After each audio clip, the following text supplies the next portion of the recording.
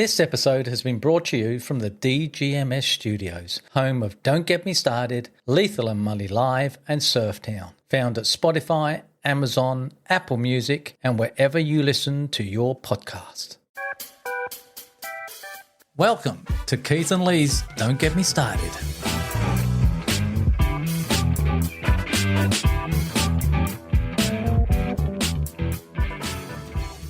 Actually, I might say you're looking very sharp. Really? I like the shirt. Do you? Makes you look very smick, mate. Do you approve of the colour? Love the colour. Gunmetal grey. So you don't like my muted orange hoodie? Which is the pink one, no.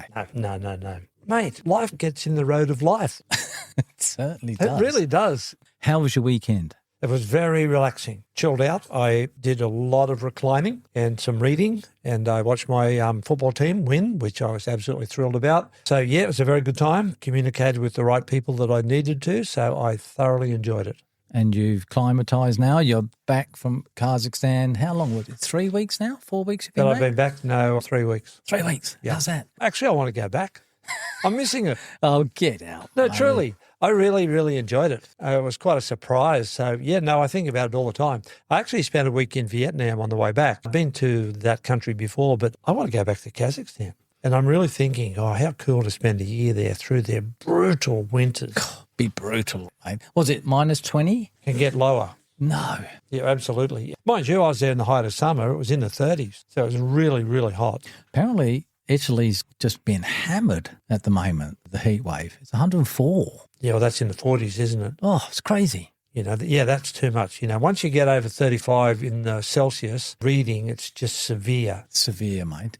I'm glad you had a good weekend. What about you? Well, I was thinking that it was so full and chaotic. And as you get older, it's either your children that take up most of your weekend with their sports events, or they want to go here or to that friend or this friend. And, of course, when they get older and have children of their own, you sort of then look after their children. But it wasn't even that. It was my dog.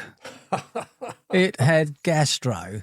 And I drew the short straw Saturday night, and she's very good. She did tell me every time when it's going to happen. Started around, I think it was 1 o'clock, and ended at 5:20 in the morning with maybe a 15-minute rest in between. She was up and at it, and I felt so sorry for her. But that was Sunday, totally gone, which hence I couldn't do the podcast. And then, we normally do a certain thing every year. I decided, no, I didn't want to do that because I was physically tired. I'm glad the weekend came and it went, Mully. I'm looking forward to this weekend. Well, it's interesting you should raise a topic about a dog, because what I've noticed lately here in Australia is that everybody seems to have a dog.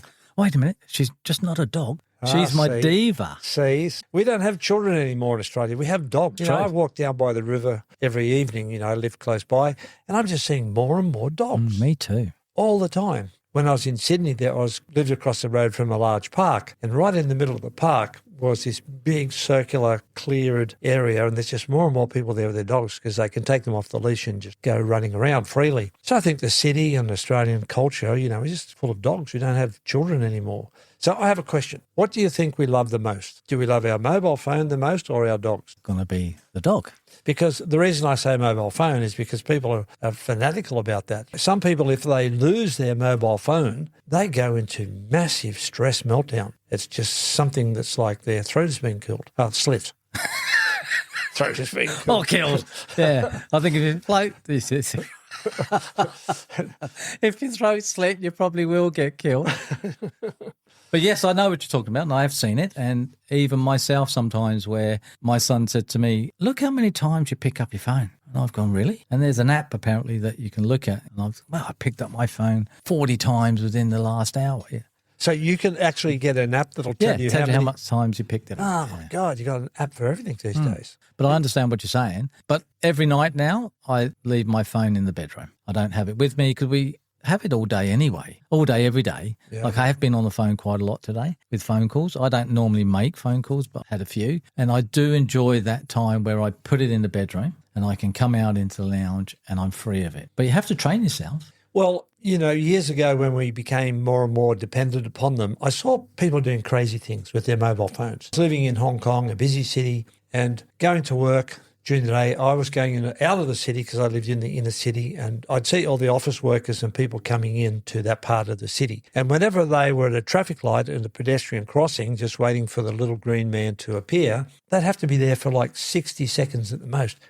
Out would come the mobile phone. Isn't it madness? And instead of just standing there looking at the day, the birds and the sky and whatever's going on around them, they all had to somehow fill this 60 seconds, sometimes 30, 40 seconds, by looking into their mobile phone. And some of them would walk across still looking at them. And I've even seen it was a guy on his push bike here in Australia riding and texting. No hands.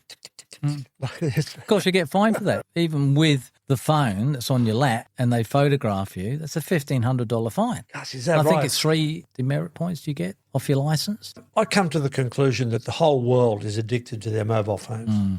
Absolutely everywhere. So I've written a little poem, yes, about mobile phones. I must say it's very good. Thank you, Lee. It's called Phone Vows, because here are people married to their phone expressing their love to their phones. And it reads thusly: I, phone zombie, take thee mobile phone to be my wedded partner, and before TikTok and social media, I promise to be a faithful and true subscriber to my monthly plan.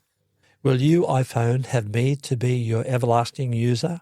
Will you text me, Instagram me, Facebook me, and forsaking all others, remain true to me as long as we both have charged batteries? I, mobile phone, take thee constant user to be my faithful receiver, and before social media and all platforms, promise to be a faithful and true provider of endless gossip and trivia.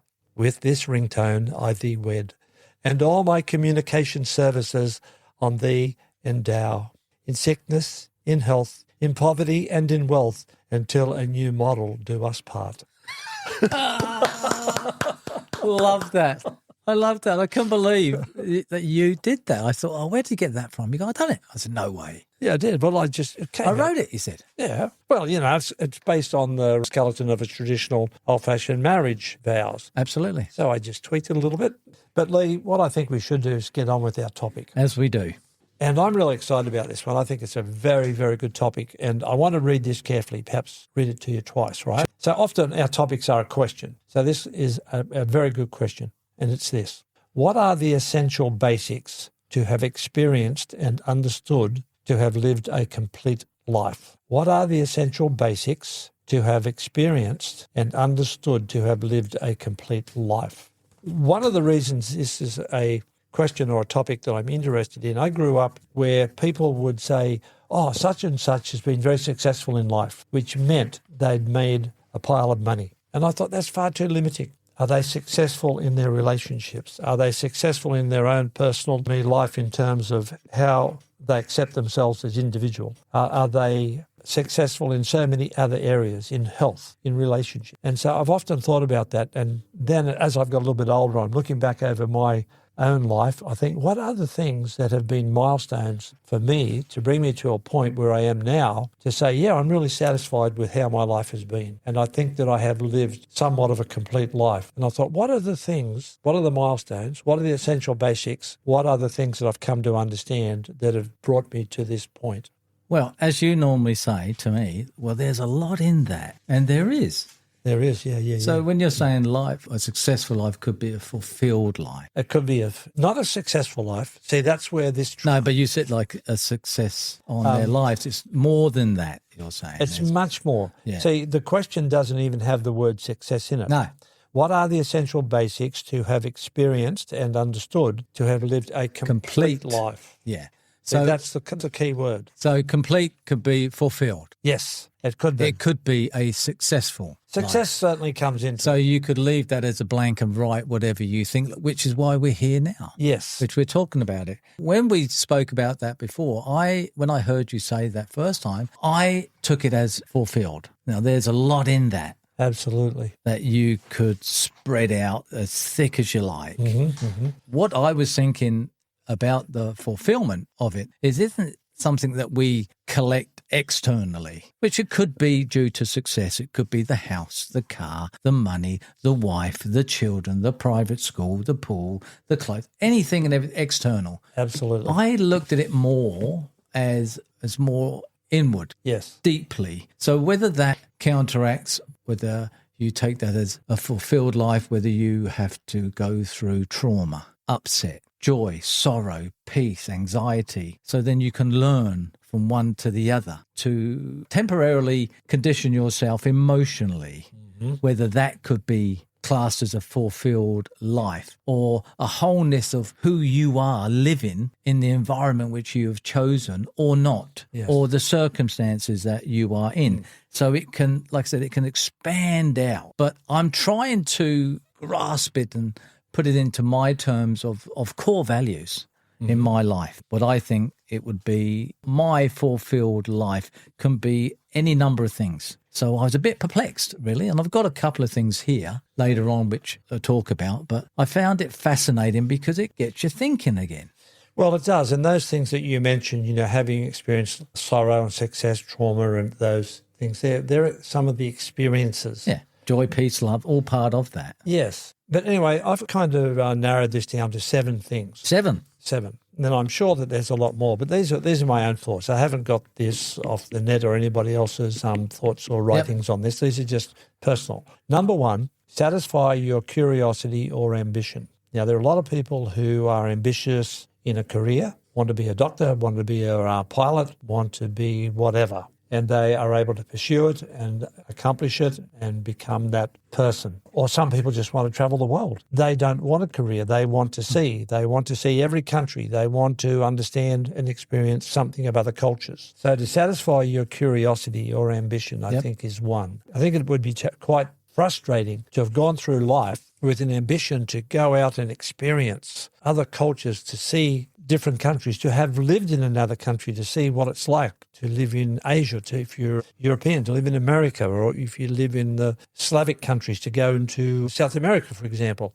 and not have that experience. I think it would be quite frustrating because that's something you really wanted to do. And if you are not able to satisfy what you really want to do, I think you would feel that you missed out on something in life. So this word satisfaction has got a lot to do with it, I think, when I think about it. This is something that I would never have said before, but I think you have to experience love to have had a complete life. Because I know, and I'd be interested in your thoughts on this, that before I fell in love, I always felt like there was something missing that I didn't understand, that there was some dimension that was not part of me as a person. And I remember when I really fell in love, it was like a lot of the dots were joined and a lot of things came into focus. And, we can romanticize love, but it was a dynamic that I came into. And it was almost like life all of a sudden had colour. And who was that famous poet? Was it Lord Byron, who said it's better to have loved than lost? Lost than not loved at all. Yeah. And what he was really saying is, man, that's something that is essential that you need to have had a complete life. And would you look at it that way as well? Yes, I do. It's like I was saying, you can spread it thick as I think love obviously will take a real prominent, so it's a need for me to love. I love to love and I love to be loved. So it's a need in that sense. You can experience such a deep degree of it that is overwhelming. Yes. So what did you categorize as, like colourful or something? Or like life all of a sudden was full of colour. Full of colour. So I take it down, it was when I fell in love and love came, I could hear music through that because life then was a musical because love was so in the air. As the song would say, love is in the air everywhere I look around. And it was. So I agree with you, absolutely. But the / part of that is to be coherent with that, to understand that, to make sense of that, to get a clear structure to it, because it is so deep. It is the length and the breadth of love can take you so far. Yeah, no, absolutely. And can overwhelm you to a point where it disfigures your judgment. You can make some terrible mistakes. You must have loved. More importantly, to be loved. Yes, well, that's a different dynamic altogether, isn't it? But yeah, you're right. To be loved, to know that you have been loved is a wonderful thing, isn't it?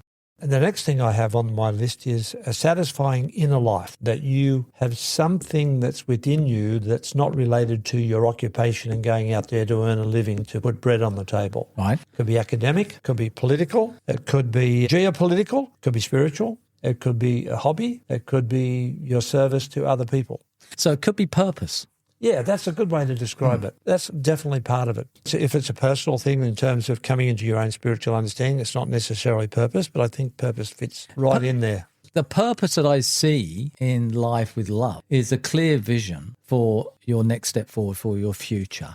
It's funny how we're relating, because I've made a couple little points. So I'll be interested to see what your next one is, because see if it lines up.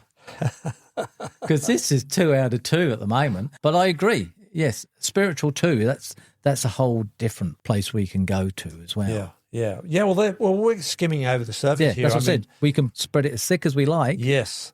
You know, if we had a psychologist in here, or maybe somebody who's got a different view on mental health and whole being different from a psychologist, you know, this could be a very wide-ranging conversation. I like what you said, spread it out. It can just go so far. The next one is, and these aren't necessarily in an order of priority. No. These are just. But it makes sense to you. Yeah, I put it together. A satisfying opinion about how life works. That's a big one, even there, right there. We all have a different opinion about it. But how does it work? How does it work? Why do we have certain things that happen in life that's beyond our control? Who actually pulled the trigger on that? Why does this happen? Why did that happen? And there are some things in life that we just can't fully grasp ourselves and take control of. But a satisfying opinion about how life works, that doesn't mean that you know how it works, but you're satisfied that you've got an opinion on how it does. And I'm sure if we had 10 people here, there'd maybe be 10 different opinions. In that sentence, there was 4 or 5 things you could shoot off from. But what you're saying there, what I can grasp from it is existing. You're existing to understand, to ask questions. For your existence, you have value in life, and it's the acknowledgement of that value that gives you worth. Yes, it's that, but it's also, you might look at life and you say, all right, it operates from a materialistic point of view. And that could be a Marxist point of view, it could be a capitalist point of view. Mate, we're going all over the place now, aren't we? Yeah, we are. Or you could look at it and say, no, life works in terms of people's choices, and there are outcomes because choices have been made. Or life works because of karma or fate. Life works beyond our control in that sense. And life works on a deeper spiritual level where we're actually all going along with the confines of our material existence. Where do you look at that? How do you look at life and say, all right, I know it works on a spiritual level? See, I've got a friend who believes that there is a higher civilization on other planets than what we have here on Earth, and that UFOs regularly visit us and we are subject to the superior civilization and intellect of these extraterrestrial beings. And he thinks that's an underlying important dynamic of how the world works. I think it's a load of hogwash. I was waiting for that. I just think it's a load of bullshit, to tell you the truth. So my satisfying opinion on how life works in that regard is that that's just rubbish. You know, what we see is what we get. Yeah, the different frequencies as well that we don't hear, that dogs hear. There's a lot of things that we don't understand that are proven in another area. The UFO things, again, it's just proof. How can you prove that? Where's the scientific belief behind that? Where's a written paper that says, without a shadow of a doubt, there's UFOs? I can understand it to a point because the size of this universe, the known universe that we know is 13.6 light years out, which is phenomenal. I could understand it. There has to be life, surely, in that there's more planets than there are grains of sand on the Earth. Now, that's according to the law of probability. But creation, or whatever you want to call it, is what it is. And because there is life on one planet amongst a planet of hundreds of billions, doesn't mean that there has to be life on another planet. Now, probability, yes, but sometimes probability is not how things are. Reality is reality. It could be that there just happens to be only life on one planet. I can't believe that, because what's been happening now... Mathematically, it has to be. It can be. No, I would disagree with that as well, because we are in a solar system. They found other planets circling around. So?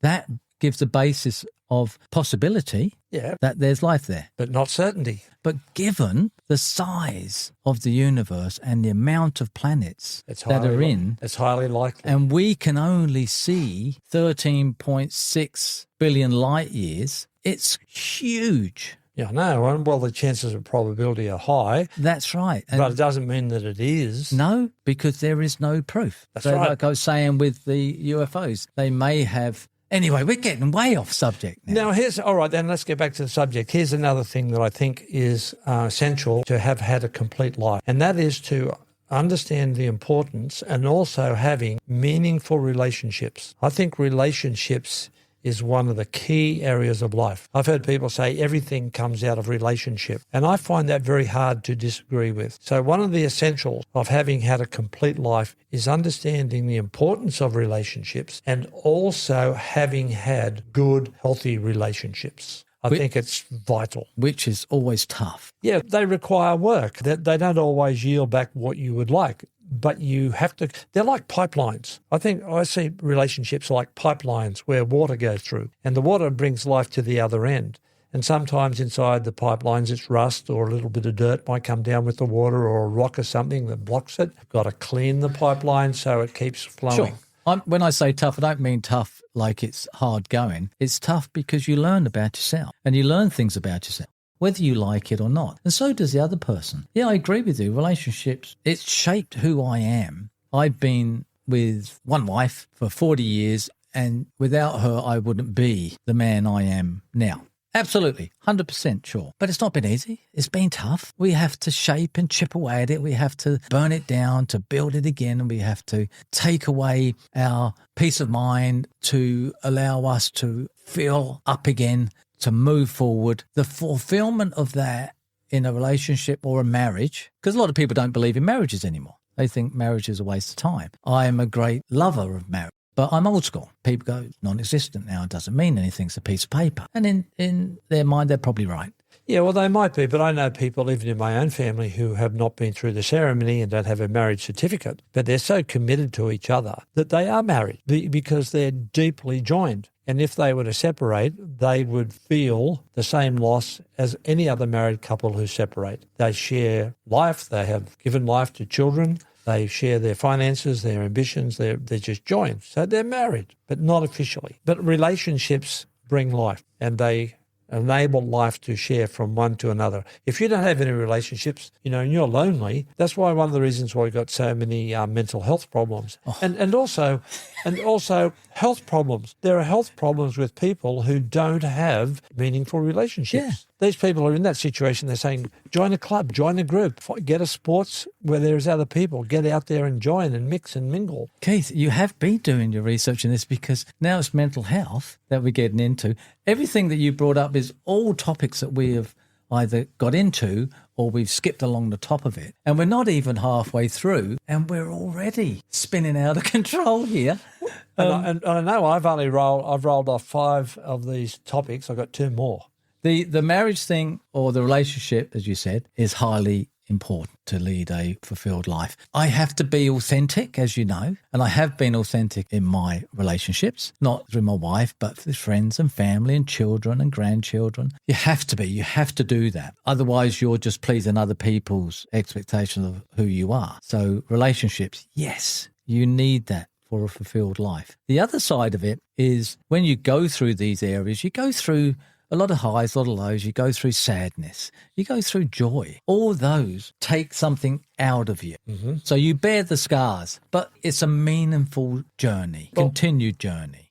It's really interesting you should say that. Because, is it? Yes, absolutely, because St. Paul said, death works in us so that life works in you. And there's a principle there. Mm. And that's virtually saying we give at the expense of our own time, our own effort, so that you can receive and that you'll see the benefit of it. Now, parents do that. Parents give up their ambition to spend their life on the beach surfing in Hawaii or Bali to work hard to put their kids through a good school, to give their kids a great shot at life. And many parents sacrifice a lot, and that's a death in them, that they can put the life into their children. Yep. And if there's good, healthy relationships, that will happen to some degree along the line of the giving and taking and receiving and putting back the other way in that pipeline where life flows. So I think it's a terrific thing that you really must have had good relationships. It is. And I've got down here 7 areas of a fulfilled life. Have you? Well, wait. I'm through 5 of my 7. Can I roll them out and then we'll have yours? No, I want you to tell, this is why I've left it. I want you to tell me whether they're on this.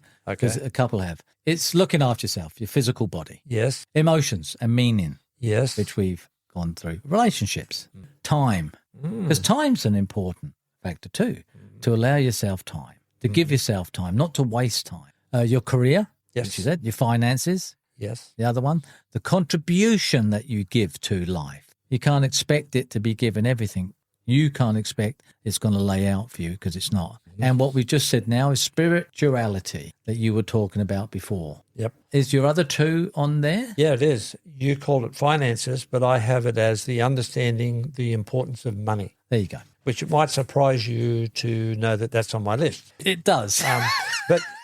But you have to understand the importance of money because we think of it as a means of exchange, which it is. That means that if I got a lot of money, I can get a lot of things, which is a really brutal way of understanding money. Money is a life force. It enables you to do things. It may even make life easy for you or give you a privilege, but it can also be something that you can give to other people so that they can receive. So even today you were talking about a dream. If you wanted to take something that you have and you wanted to give it to somebody else that would enhance their life. So money is a life force. So it's something that you can use for good, or it's something if you use foolishly, come back on you, so it pushes you into poverty. A fool and their money is easily parted. Yeah, yeah. And, as one guy most famously said, I've been rich and I've been poor. Rich is better. When you've been poor, you're in real poverty. It's a bind. You can't do things. You can't say to yourself or to those others that are close to you, come on, let's go away for the weekend and do this. You can't, we need this. And you refrigerator, you got to put your food in an ice box quiet. But you know what I mean? I know. Understanding the importance of money because it's a life force is something that you really need to know that you've lived a complete life, because you don't want to get to 75, 80 and think, man, I've been effing bloody poor my entire life and that's ruined my marriage and it's stained my relationship with my kids, and I haven't been able to do this, I haven't been able to do that, and I feel like I've missed out. If you understand the importance of money, you'll handle it the right way. And that's why I think that's one of the things that's essential. I agree. Finance is so important.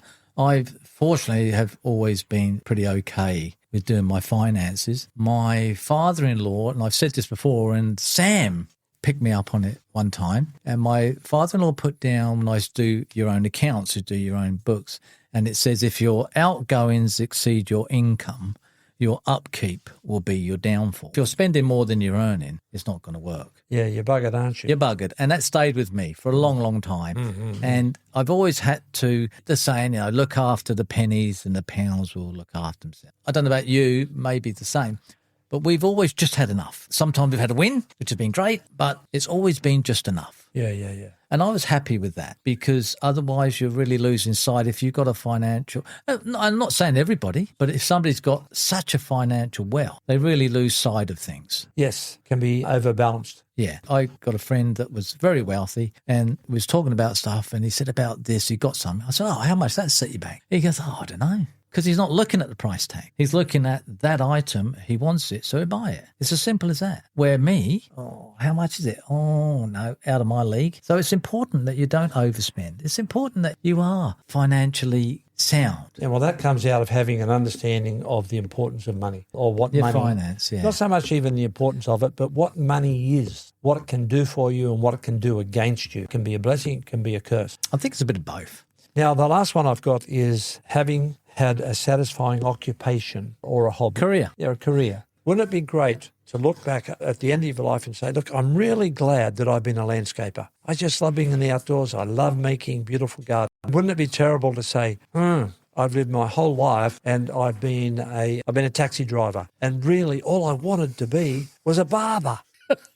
I just wanted to cut hair. Yeah, well, not that, just that, but, stand there talking to everybody in town, g'day, mate, how you going, clip hours of football on the weekend. I was a bugger, the team was rubbish, just that interaction and being somebody who's at the heart of community. I'm just making all this up. But wouldn't it be terrible to be frustrated to get to the end of your life and say, I spent 6, 7, I don't know how many, 5, 6, 7 decades doing something that was totally unfulfilling? I can relate to that. That would be a bummer, I reckon. For sure. I've done that. And particularly if you think that particularly if you know that you have abilities and attributes that could have made you a terrific draftsman or a terrific engineer, but you've been trapped in being something that just brought in dollars and it was totally unsatisfying. That would be very, very frustrating, I think. And you would have thought, man, I missed out on so much in life because I've been in an occupation that's not good for me. Similarly, I think a satisfying hobby can go a long way to helping you out. If you've got a hobby that you really love, mate, that's going to give you a lot of joy. I've never liked that word. Hobby. It seems such a I go down to the shed and I connect all my little cogs together to make the train and my little hobby. It's a little hobby. Oh, okay. You've got your little hobby then. Well, I'm glad you said that. I'm really, really glad you said that because I know you very well, Lee. You haven't got that, but what you do, you do a lot of practical things with your hand. You're very clever and you're always busy working in your yard, doing this in your house, fiddling around, making this happen, building, extending, decorating, creating. That's something that you do on your time outside of your occupation to bring in the income to feed the family. So that's what I mean by hobby. Something that I've got a mate, all he wants to do is plays records and sit down with his guitar and try and play some of his favourite music. What's wrong with that? Well, nothing, but he loves it. He loves it. And he spends a shitload of money buying more and more CDs and LPs. His wife's like, oh, what are you doing that for? Well, it feeds me. It feeds his soul. Oh, I like that. And that makes him feel like he's having a complete life. And he doesn't need to buy another record. He's already got every record that Neil Young ever put out. But when Neil Young puts out a box set that's worth $275, he's got it. He'll go and get it and it'll sit in his collection, probably still in the plastic of the covering. And the wife comes in and goes, you spent all that money on that record, you don't need it. And he's got thousands of these things, right? But he loves them. But like you say, and thank you, Molly, for the kind remarks. I enjoy doing that because for me it's creative. It's not a hobby. I'm creating something. I'm beautifying something for my soul, also for the environment, also for the well-being of my family. So I feel a deep connection with it, like podcasting, setting up what we've got now. I love the creativity of it all. And I remember when we first started. And now look where we are. Look what we've accomplished. I find that so fulfilling. Yeah. So the fulfillment of life is all things. Yes. Good, bad, and the ugly, as we've discussed before. And I think there's so much that is attached to the fulfillment of life. Yes. Like we've been talking about, it could go on and on and on.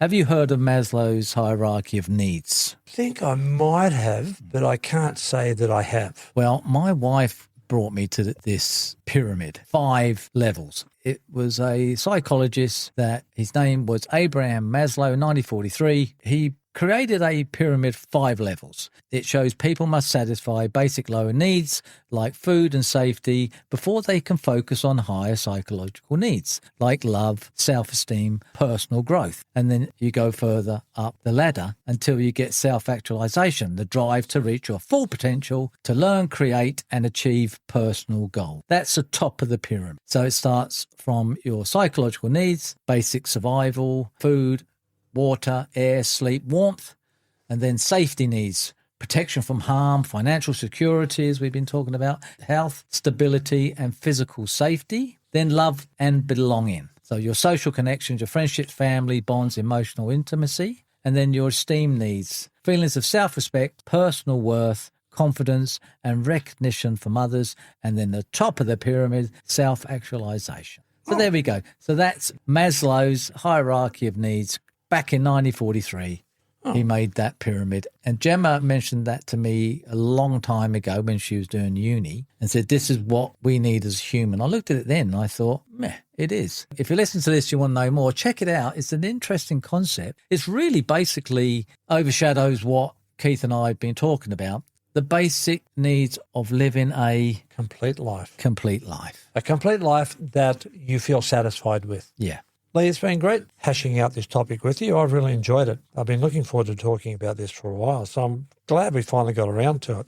Mate, I love it when you do your research. I didn't do my research. I did a lot of thinking about it. Well, there you go. And, you're the type that comes in, 5 bullet points, boom, and you can talk for the next hour and a half. Me, I have to get some backup. I have to look and challenge myself to actually sit here and talk because it's a tough thing for me, as you know.